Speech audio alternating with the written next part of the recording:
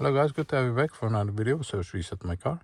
In today's video I'm going to show you I can get rid of this range indicator of a Peugeot 807. Building year is 2005. And in this short video I'm going to show you I can do it for yourself. Before we start, I want to mention our YouTube channel, Surface Reset My Car. Have a look at the channel for more than 500 other videos on how to reset different model cars. Some tips and tricks about cars. Use the comment area if you have any questions and I'll get back to you as soon as possible.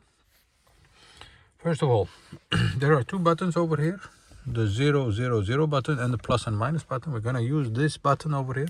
First step is to have the ignition turned off.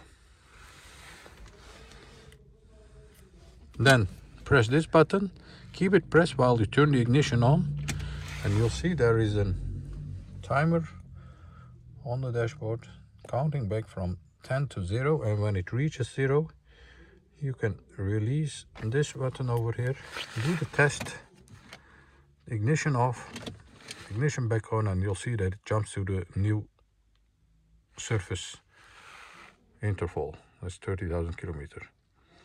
This is a Peugeot 807 2005. I hope this helped you and hope to see you next time with another video. Stay safe, take care, bye bye.